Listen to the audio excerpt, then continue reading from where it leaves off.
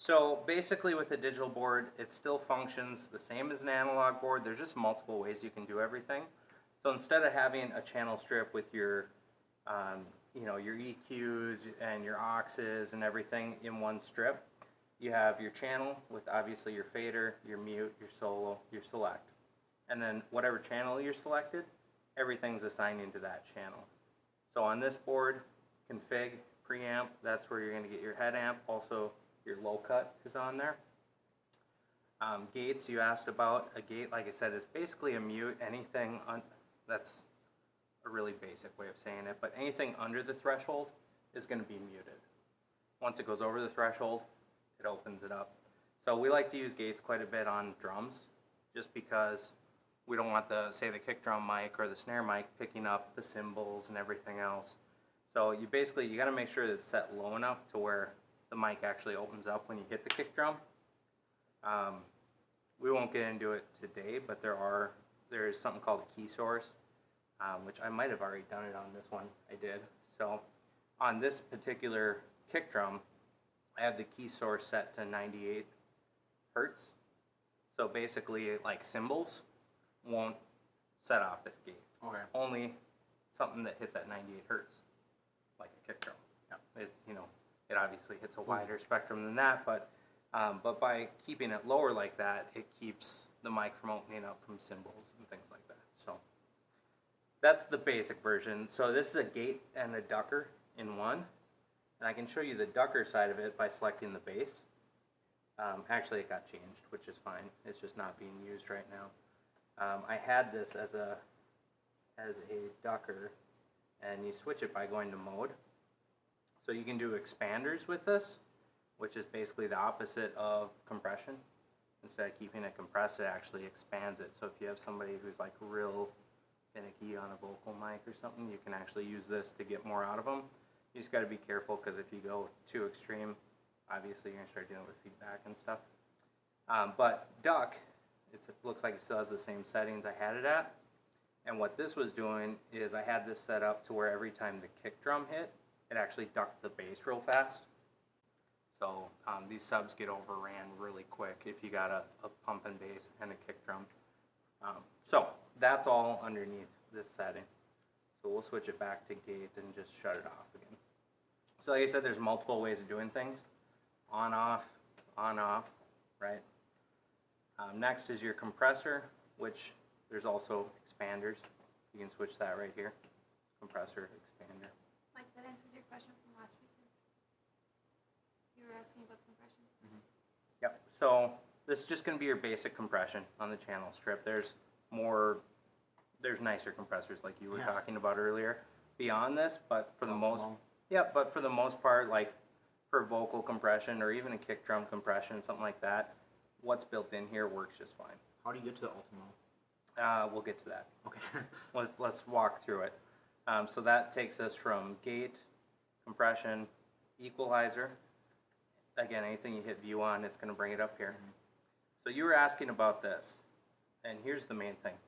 Highs, mid-high, low-mid, low, and then in some situations you can actually hit two of them and it'll bring up another option. Not on this one, but like on a matrix, for example.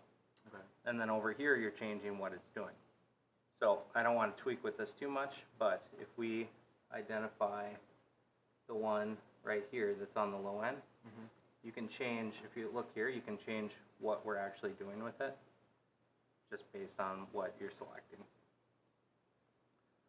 So you can do a low cut, low shelf, high cut, high shelf. And then also over here, if you were to turn the low cut on, you'll see it on this side. So you can see it, which is good. We'll shut that off. Bus sends, I don't ever use this personally.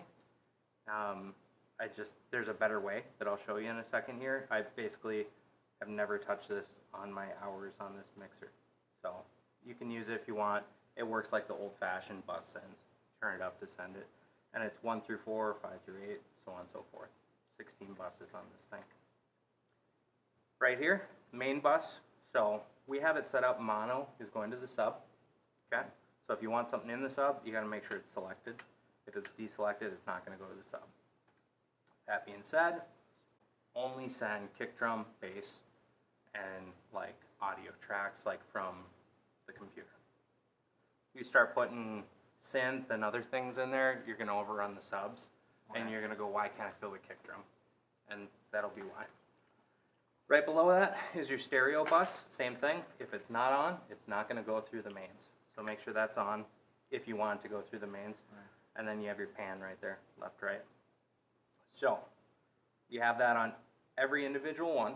You have your layers, 1 through 16, 17 through 32. This one you really shouldn't have to go to because we have kind of things set up so you don't have to. And then you have your bus master, which you can also get to your buses over here. For the most part, the way this campus is set up, you'll only use the top 2 layers. You know what I mean? Yeah. Over on this side, we have our DCAs. Do you know what DCA stands for? Direct channel something. Close. So there's subgroups, VCAs, and DCAs, right? A subgroup is basically a way to just merge a bunch of stuff into one group. This is kind of the same, but it's not. VCA is a voltage-controlled amplifier. The old analog boards actually use voltage to control them. DCA is digitally controlled amplifier. It's a fancy way of saying it's a remote control. So you can't apply like an effect to this DCA, whereas like if it was a subgroup, you could put like a compression on just that entire group. You can't do that with a DCA, but where it comes in handy is you can assign things to it, and then literally it's just digitally controlled. So if I turn this down, it's the equivalent of taking all these faders, turn them down, turn them up. And you can do that with whatever group, group things however you want. So it'll hold the select while I move it, or just? So you can move these however you want. You can mute them however you need to. You can solo if you want to listen to, just the vocalist. But to actually set them up, you hold this down and then you select what you want going to it. So pretty simple. So as far as DCAs, the cool thing too is you can assign any fader to it. So we have an effects DCA. So obviously if you aren't getting effects, you gotta make sure that's up. Capacitor DCA, so on and so forth. And then iPod PC volume is right there so that you don't have to go digging down into the 3rd layer to get to them. We also have them here. And these are basically, they're coming in on that 3rd layer, and I rerouted them to the top layer just to make everybody's life easier. So bus 1 through 8, this is where you're going to find the in-ear monitors for this group. This is one thing I told Seth I would touch on with you guys. The musicians have been, and not just here, but at multiple campuses, have been having issues where they feel like things are getting turned up and down in their monitors. And so the first thing I said is, well, the gain's probably getting adjusted, right? Because that'll do that. They'll hear that in their monitors. So that's obviously one thing. But the other thing to keep in mind is like, say McKinsey comes back here and he's adjusting his monitors. Cool thing with a digital board, I can select this monitor, I can hit sends on fader, and this is his monitor mix. So that's how you mix it. You just select channel, sends on fader. So that replaces this, basically. But if you forget to turn this off, and you think you're mixing the room, you're actually adjusting his ears. So that was the thing. I was like, I'll make sure that they remember that. Because outside of gain and this, there's really nothing else that should be affecting these bus sends.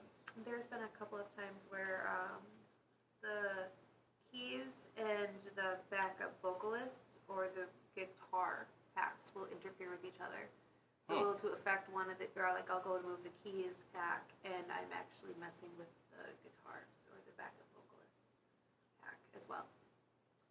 And I'm thinking, we figured it out so that they're sharing a very similar frequency. It's actually simpler than that. What's happening is, to put it bluntly, they didn't want to spend more money. So basically they bought, for every one transmitter, they bought 2 receivers. Okay. So what I did and what you're able to do with these packs is you're able to pan one hard left, pan the other hard right. So basically like this would be going to the left channel of the transmitter, this would be going to the right channel. And then the receiver that they plug their ears into has a focus setting. So if you focus it all the way to the right, it focuses like 90% on that, 10% on the other. So you will get some of that crosstalk. And that might be all it is. Because, yeah, they said that it just changes minutely, but enough for them to notice. So that's probably what it is. I can have a conversation with Mackenzie and Pastor Ted about that. When we set it up this way, I told them that could end up being an issue. So I just need to remind them of that, and so it's either gonna have to be, they're either gonna have to learn to live with it, or they're gonna have to spend more money. There's really no other way around it. Or they're gonna have to take some people off of wireless and just put them on wired, so. On gains, what I kind of do YouTube videos is put it at 0, and then that's off, and then have it only go up to 12. So then they have 12 decibels before it actually clips to play with on their side. Is that how you want to do it too? That's a really good rule of thumb. That's the way that I always set my gains whenever I'm mixing. I bring it up to unity, like you said, and then I listen. And I look, I make sure I'm not clipping, but I listen. And what I like to do is I like to get my kick drum, then my bass guitar. Because I'm going to build my whole mix around those two. So I'm going to gain my kick drum, and I'm going to make sure that that's basically the loudest I want it to be throughout the entire show. Because I want that to be my unity. And then during the show, I can come up and down here and not mess with it. But as far as, minus 12, that's a good rule of thumb. This specific board, minus 12, minus 18 seems to kind of be the good spot. It'll actually start clipping before it hits clip. If you're running up like minus 6, minus 3, you'll hear that it just doesn't sound as good. It's not like the old analog boards where they actually sounded kind of good if you were clipping them a little bit. Not so much with digital. So More sensitive. It is, and it's a digital signal. So once that signal gets overrun, it starts breaking the signal, so to speak, and it just kind of destroys it. So also on this layer, you have bus 9 through 16, which we're not using 9 through 12, but we do on 13 through 16. We have our effects returns. So these you should always leave at unity, and I see they're down a little bit. The reason why, effects you can adjust two ways. You can adjust an effect on the send side or the return side, right? And actually, yeah, this should be the send side. And the reason why I say that, no, this is the return side. The reason why we like to adjust it on the send is because we use a lot of delays, fast and slow delays. And if you say you're using a slow delay, right? And you want to drop it out, you want it to drop out now. If you do that on the send, it's already Gone through. Hold on, I'm trying to use my brain's not working right here. Now, if you do it on the send, as soon as you shut it off, it stops sending that, and so it cuts off very quickly. If you're running your effects on your return, you drop that off, it's already been sent, and you'll still get kind of an artifact through. So it's a preference thing. You can do it either way. We always set up this way just so all the campuses are kind of doing it the same way. So the point I was trying to make is you can just always leave these up. Okay. You don't ever have to go to those and just adjust them here. So, and then you were having an issue with?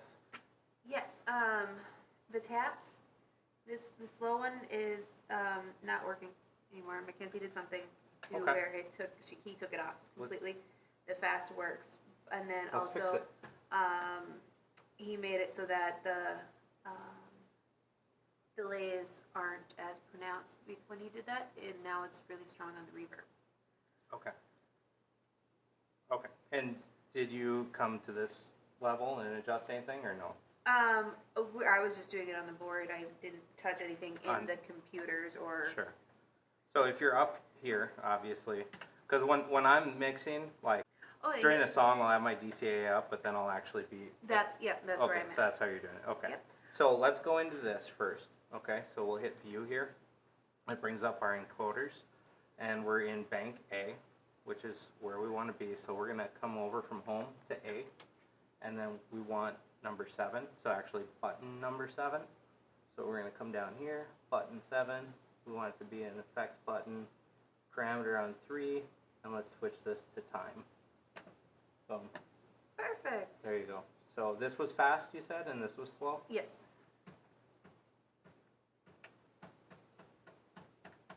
There you go. So that's working again. Okay. So that's as simple as that.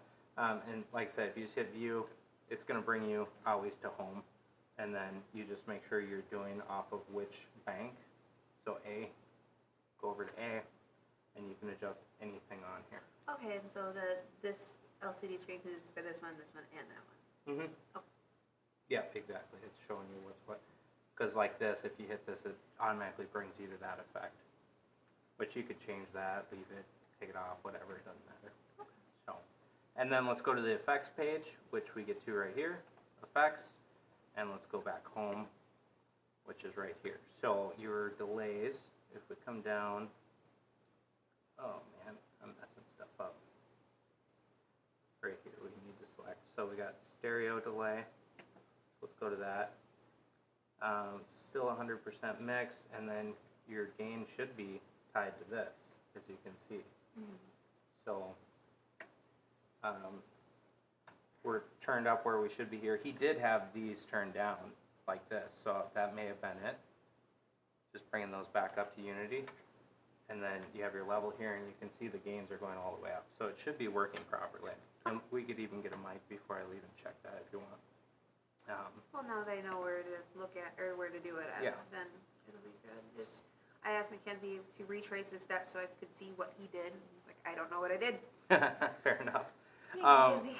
Well, and I've set up many of these consoles for customers too, so I'm just probably a little more familiar. While we're in here, I want to go over this.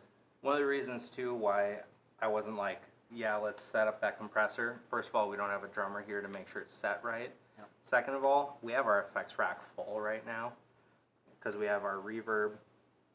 This one's an instrument reverb, so basically we have 2 reverbs, 2 delays. We have a dual tube right now, which is being used for the bass. Whether or not you guys even realized it, the bass is routed through this currently. So that brings up another point. If you're ever having an issue with the bass guitar, you can go to this and tweak it. I would say leave it if it sounds good, but the first thing I would do if you're having weird bass stuff, just come here and just take the bass out and see if that helps. Put it back in, so you can turn it on and off. And that's with your insert here. So it's showing you your channel and then your insert. So this is basically like a tube amp emulator. We have 2 de-essers on here, which again, you guys may not have known. These de-essers are the easiest thing in the world to use. Shows you what channel. So this one's 22 and 24, which should be, it's a female vocal and Pastor Eric. So this is literally how easy it is. So here you choose if it's a male or a female, and then you have low band and high band. That's it. So low band is going to be your sound, THs. High band's your S's, your, you know. So if somebody's SE, or it's the opposite where it's like there's no air to them, you can't, there's like, Pastor Eric was definitely SE. he's always SE, and you can see him, he's 24, so he's this one. I have his high band turned up a decent amount, not a ton, but you can always come in here, turn it up a little bit more if you want. So now you know where it's at. So this is 22, this one is 24? Yep. Okay. Yep, and you can see him up there, it's left, right, because it's a dual mono, so you're able to route to the second one. So think of as low and as in high? Yeah, THs, low band, S's are your high band. If we come to the second de-esser, it's on 17 and 23. So that's, I think, usually Mackenzie. And then 23 is the host mic, or it was. I don't know what you guys have going on up here. Silas. So you can see 23 Silas. I have him cranked up pretty high. On the high band, not using the low band at all. Same with Mackenzie. Not a lot of issues. So it's just the that S's. would have been nice to know with Pastor Ted. Yeah. Okay, so Completely this different is voice tone. first one, this is the second. Okay. Yep, exactly. So it's just, and you can see, you can just adjust it here. You can see it moving. Is there a like a kind of app or something like a like an app I can like play with something like a cell phone, like a you got those air flyer things, you cockpit. So you can kind of learn the system. Yeah, like yeah, not being on it live. Yeah, there's an actual app for the X32. It is. Let me pull it up here. So I'm a hands-on visual learner. So Yeah, I gotcha. Now I want to Tech Tools. X32Q, I believe, is what this one is. Now, is that strictly for iPhones? let me see. No, they have it for Android as well. And actually, hold on, I don't think Q is the one you want. Q, I believe, is for monitors. Let me see. Yeah, Q is for monitors, so you don't want Q. But just search X32 or Behringer X32. There is a mixed app. It's obviously not laid out like this, but you can go in and mess with things. So Q is for, so you could also do M32, that's the Midas, but it's the same thing. Okay. But yeah, basically any of the Behringer Midas, even the X Air, it's a different product in the family, but it still has a lot of the same features. Okay. I would just do probably the M32 mixing, because it's, like I said, it's got all the same stuff. It's just the Midas version, which costs more money. Okay. So back to this real quick. So always your effects home is here to get back to your entire effects rack. Otherwise, you have it across the top here too. So you can toggle through what effect you're on. But lastly, I wanted to go to this because I wanted to show you guys something and then plead with you never to change it. Okay? The kick drum in this room, because again, the subwoofers are theater subwoofers, they respond really weird to the low end in this room. So this is a wave designer. What this allows you to do is actually change the attack and the sustain. So the attack is basically the initial, the sustain is the reverberance, if you will. So as you can see, this is on the kick drum, and I turn the attack 3/4 of the way up and the sustain all the way down. If you take this off, when they hit the kick drum, it goes doom, doom. I mean, it's brutal. It's horrible. So please just leave that, because otherwise you're going to find yourself with a headache. The second channel is not being used right now. I've played around with that before on the snare or with the bass. And that's something you can play around with. Just if you get in trouble with it, just turn it off. How do you send it? So what you do, these are all insert effects, these ones. These are the only group effects. So let's go back home. I'm on it. You can see my encoder's on number 8.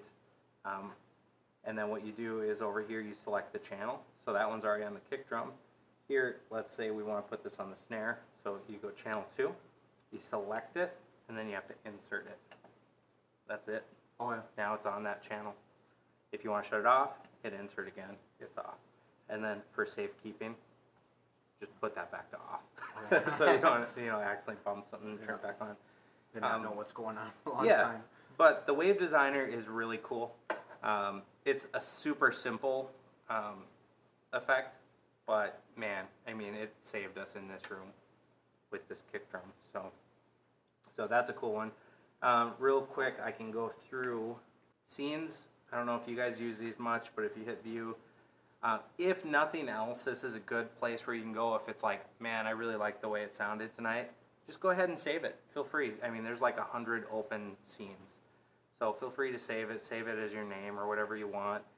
There's also something called snippets, which you can use, which basically it's like a scene, but you can specifically say, I want to save the EQ and effects number 6 on channel 8, or, you know what I mean? You can get a little bit more specific as far as that, and you can save snippets if you want. It's certainly not something you have to do, but you can. Apart from that, so in Elk River we run an actual scene for every song. I don't know if you guys will ever get to doing that here or if it's even necessary, but that's something that you could do, and you can switch through them right here and then hit go, and if you hit go, it brings up a prompt. Actually the go button's not even working, so there you go. And I'm not going to fix it because this isn't our board, so we'll just leave it. Up here, if you hit view on this one, this is where you can get your lamp level. So it's tied to your monitor section and where the lamp's actually plugged in. Then you have some talk back options. I would say leave it set up the way it is unless something's really bothering you. And then monitor sections, it's kind of in the same jobber there. I do want to show real quick, because I told Mackenzie I'd make a how-to video. Some of the other campuses, they're going to make some changes. They're going to take like a left-right keyboard and change it into something. So, pause for the video. So hypothetically, let's say that this was a left-right keyboard channel. What we would want to do is we'd want to select it if we're going to use this channel for two different things. So we have that selected. You can see it's linked right now, and this is a good thing to know anyhow. What I want you to do is go up to the View button on Config, and you can see again here that it's linked. So much easier getting into it than how Mackenzie told me. Yeah, so you hit View. Mackenzie's going to see this video, so careful. And what you want to do is you just want to unlink those two channels. So we're going to hit that, and now these two channels move independently. They're not linked anymore. And then what you want to do, if you're setting this up for like audio playback, and the left channel you want to hear, the right channel you don't, the first thing you want to do is the left channel, you want to pan that back to center, like that, so that it's actually coming through the left and the right. The right channel, you can pan back to center in case it's being used for in-ear monitors, and then take it out of the mains. So now by doing that, if you have the left channel of, say, a laptop feed, has music, and the right channel has a click or cues for the musicians or something, now it's no longer in the mains for the click or the cues, but it is for the audio. So as simple as that. So to undo that, we're going to put this one back in the mains. It's the right channel, so we're going to pan it all the way right. We're going to go back here, pan it all the way left, and then we're going to come back to the config and link it. And it's going to ask, are you sure you want to link it? Yes. Now they're linked again. Stereo left, right. So, also with that, if the left or the right is not going to be in the mains anymore, make sure you turn the subs off too.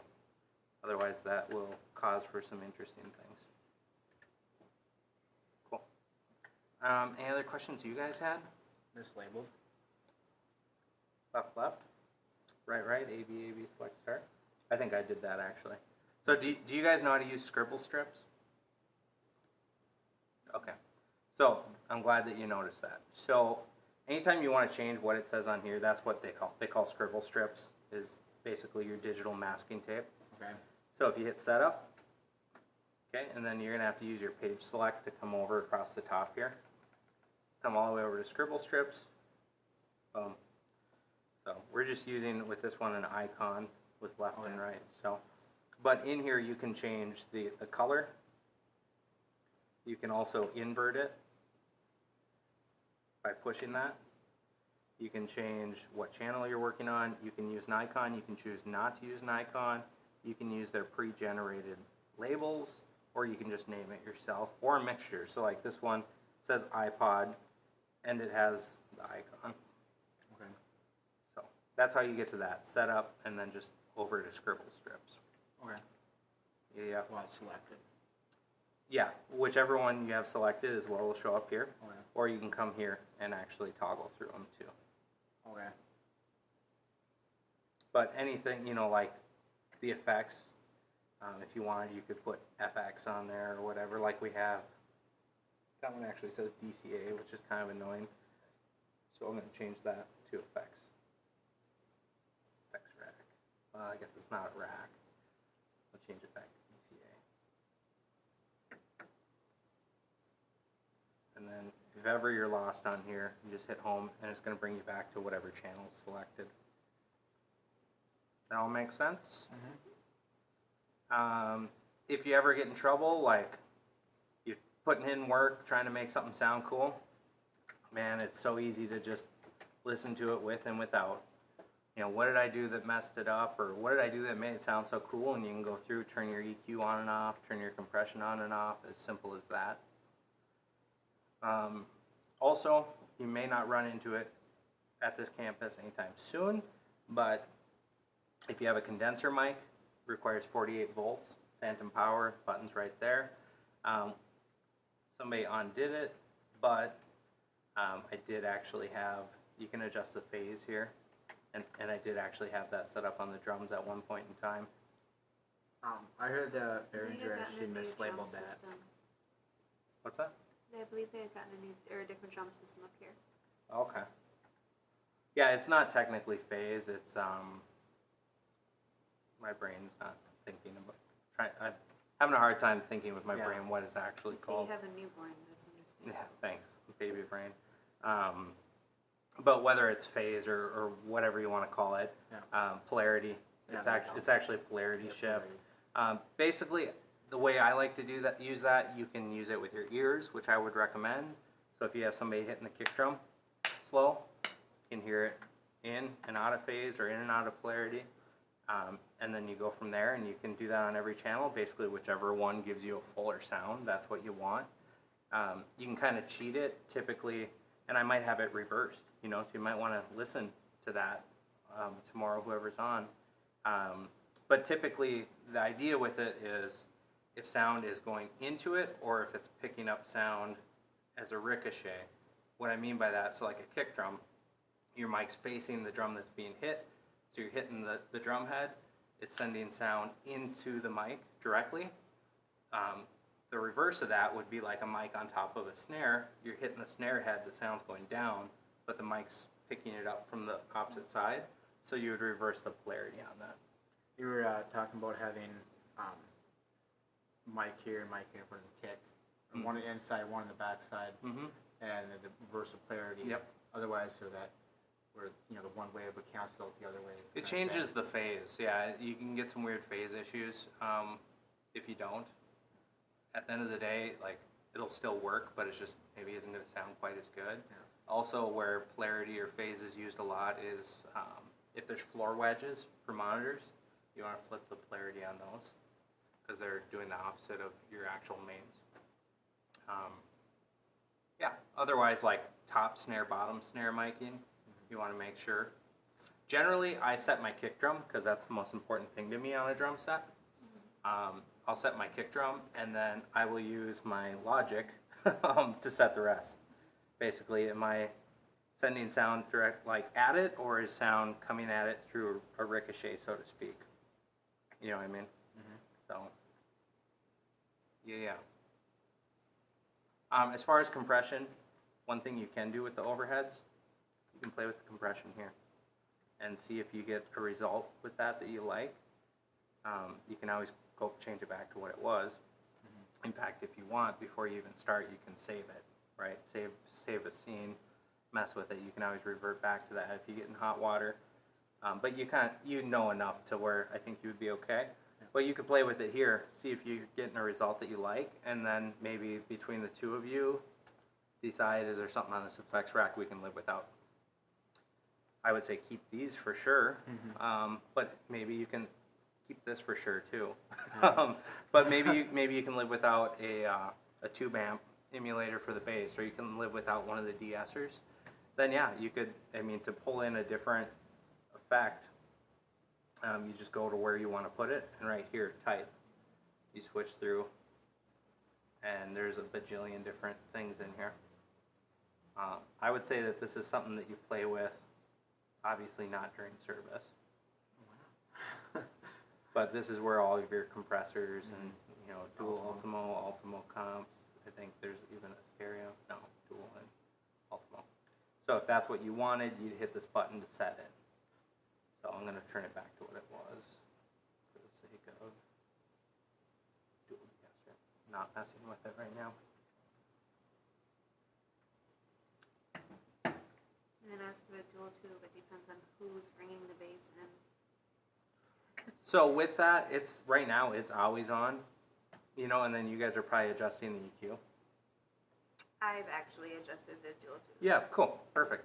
And yeah, feel free to, I'm not telling you don't. And I don't know if you knew there's multiple layers too. That I did not know. Yeah, so it's a dual tube, you're only using one right now, so it'd just be layer 1 and 2. But layer 2 gets more into some of the high frequency stuff. So now you know. So I always keep, look for that little section there, because there are, like EQ, there's not a second section, but like if we go to the compression, there's a second section where you can change if it's a soft knee or a hard knee on your compressor. You can change how much of the compression is going into the mix, things like that. And then you can get into some of this stuff, which I would recommend just leaving. That's again some of the key filter stuff, where it'll trigger the compressor at a certain frequency or Or like technically you could tie a compressor on the base to trigger every time the kick drum hits, like the way I was using that ducker. So you can start doing kind of some crazy stuff like that. You can choose to only have it compress certain frequencies. But that's kind of a little more advanced stuff. So before I play with that, I would like to have the technical knowledge to back it. Yeah, and a lot of that can be self-taught. You know, Ryan and I were, sorry, Michael, you go I know, sorry. Old habits. I know. Michael and I were talking earlier about, you know, YouTube's a huge resource. You can learn a lot. There's a lot on YouTube. Drew Brashler has a lot of good stuff. DBB, I think, is his YouTube thing. Two things. There is a USB drive. So if you have just a jump drive, you can save scenes to this, or you can actually record the service to this if you want to for your own personal enjoyment. But the scene side of things is really handy. Like if you have something you want to save, then you're just saving to the drive rather than to this list. Okay. Second thing, if let's say you have an EQ on Pastor Eric that you really like, you want to save it, go to library, and you can actually save you can choose what you're saving. So you could save the head amp, which is your gain, configure, which is also kind of, you know, your low cut stuff. I would say feel free to save it all, but if you want just to save the EQ, you can just have that selected. And then you come down here, save preset, and you'll see there are some saved in here already. Eric. Boom, you hit save, type in what it is, save it. Which is super handy. I don't know if you guys were aware of that or not, to where you can actually save specific, or like, dude, the overheads sound awesome tonight, save them. And feel free to brand it. Like Michael's overheads, you know, whatever. There's also a lot of, in here, there's, oh, keep messing with the wrong one. There's also a lot of presets from the factory. Okay. You know, which can be handy too. Those preset here or here? If you load one of these, it's going to load it to whatever channel you have selected. Okay. You know, so like, let's say you're just having a hell of a time getting the rack tom to sound good. You can come in here and just try a couple of their presets for rack toms. I've done that where I've had to completely start over. Yeah, and then if you have to tweak it a little bit, you want to tweak the EQ or the compression or something a little bit, you can. I've used that for setting up shows before where it's like, I want to just set it up quick. And so I'll find presets. Yeah, that gets me close. I'll tweak it just a little bit, move on to the next thing if you're in a crunch. But you guys have the benefit here too of it's the same setting every week. So you don't have to usually start from scratch unless something really gets messed up. Okay, I understand it now. Yeah, and this is just showing what it's actually going to recall. That's the other thing. If it's like you don't want it to affect your gain, then you want to come and turn head amp off before you load it. If you don't want it to affect what it actually says on your channel strip, you turn configure off, right? You don't want it to affect your sends. So the same with saving, when you load something, if you don't want it to affect one of the things, make sure you turn it off, because otherwise as soon as you load it, it will often change the label, it can change your gain setting, that kind of stuff too. So. Okay. So just remember recall scope. And then you have effects as well. A lot of presets for effects. Now again, if you load this, it's going to change what's on whatever effect rack is loaded. So careful with that. And routing, I would say stay out of it. Because we have all digital routing here, which I have many hours invested into. Please don't mess it up. All right.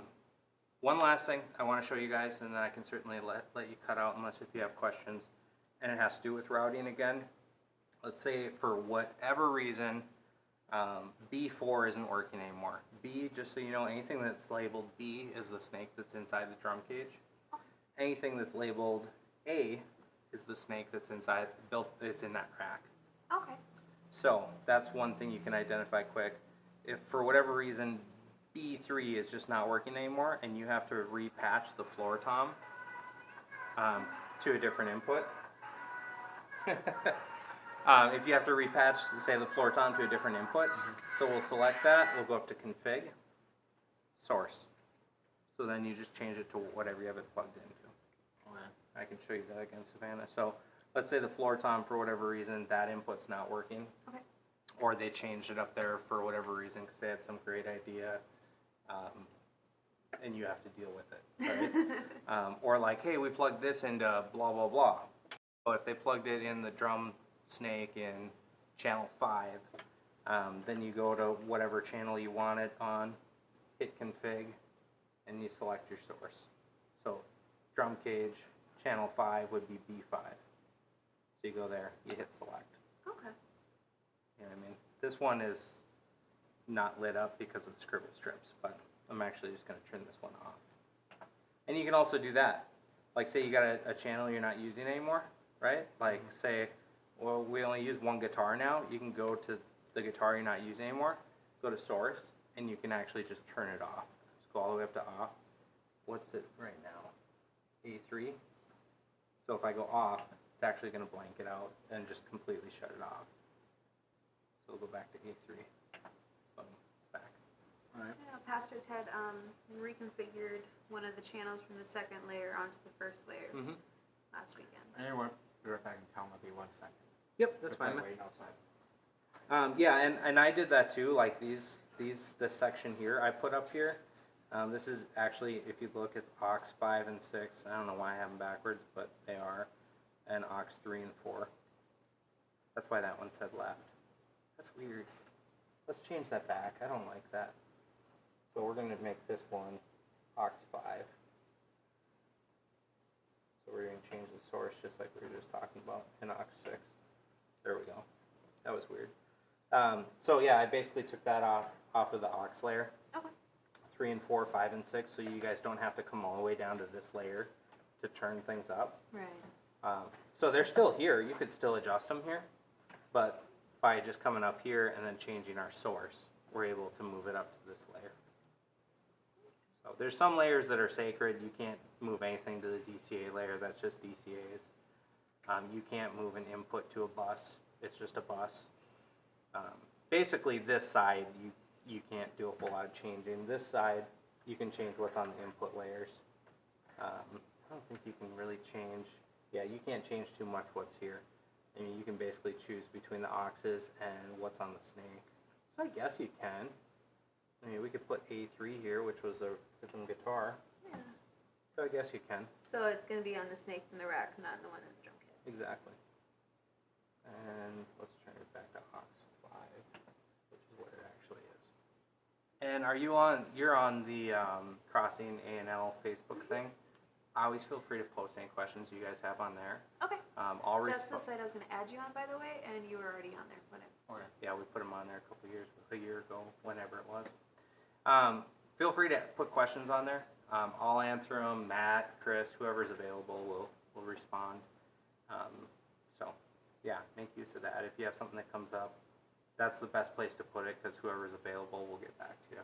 Perfect. Now, if it's like you're 10 minutes to doors opening, Seth will probably call me. You know what I mean? But Yep. another cool trick you probably don't know, there's a bathroom button on here, right? So if you don't want somebody coming messing with what you're doing, and you gotta go to the bathroom, you hold the home button, and it actually locks the console. So you can do stuff when you come back, you hit it, goes back, and anything they change won't actually change anything. That just became my new best friend. Yeah, so you just hold home, it locks it. That way, yeah, you don't have somebody coming over and tweaking something. Yeah. Now, musicians might get mad if they're trying to change their in-ears, but those have to wait till you get back out of the can. I was just thinking for the fact that if I'm wandering around, I have a 1-year-old who is just now getting tall enough to reach. Yeah, absolutely. Then And they have use bright colors, so he's like, ooh, let's play. Uh-huh. Yeah, use that. My 6-year-old doesn't touch it, but... Yeah, the other thing you can do if you need to, it's something we could look into in the future. If you have your kids here, is you can do tablet control through this. So if you have an iPad, there's already a wireless router back in here. So you would have to go to, oh boy, let me remember, I think it's under, no, it's going to be under home. No, setup. There it is. Setup network. So there's your IP address.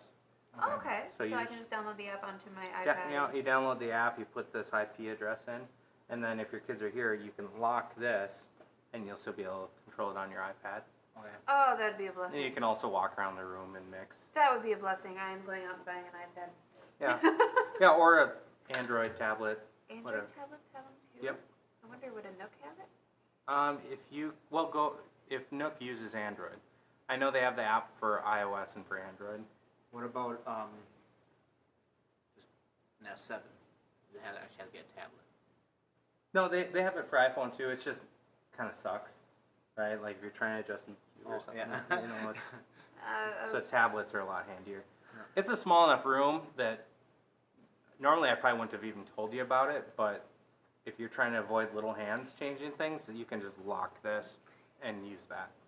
yeah, I know the band has them for their in-ear monitors. Yep. Yeah, And and they'll that's use it for that. that's X32Q is the one they use.